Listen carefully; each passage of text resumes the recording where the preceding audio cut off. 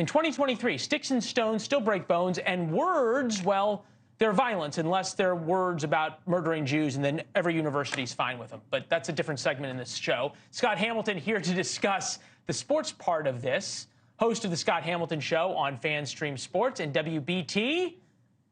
All right. Coach, Scott, it's good to see you. My coach in high school said things that were far worse than this. What's going on here? It's the evolution of the athlete, Leland. That's all it is. When you look at it now, how much power does an athlete have now compared to even 10 years ago, definitely 15, 20 years ago? They have name, image, likeness where they can earn money now for exactly what I said, their name, image, likeness. They have their transfer portal, which allows them to basically say, if I'm not happy, if I don't feel like competing, I can take off. I can go somewhere else. And this is just another instance of a player exerting his power. I'm insulted. I don't feel I was respected. They're marginalizing my feelings. So I'm going to sue the university. Yeah, it's kind of wild. My question is this, like, are all universities now kowtowing to this? Are they policing the football coaches to this standard that anything they say is going to get taped? I can't imagine what would have happened to me if I taped my coach. And then sued over?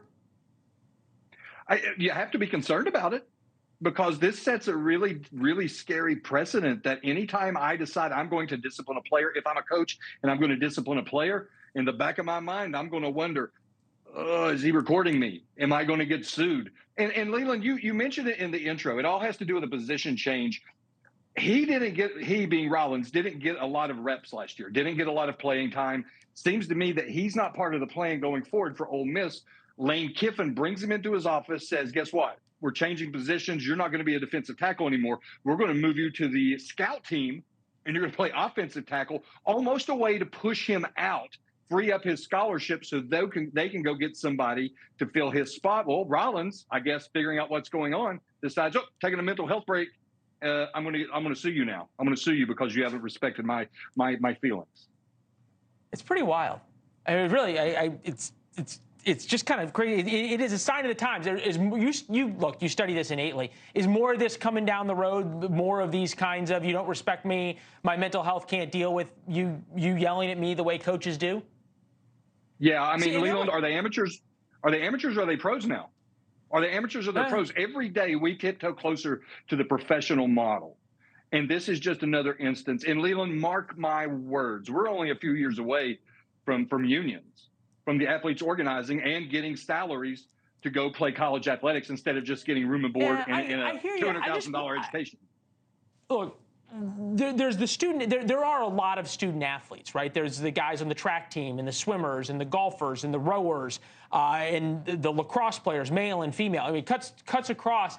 That college athletics is a phenomenal thing for a lot of kids. Forget the money and the NIL deals and all that kind of stuff.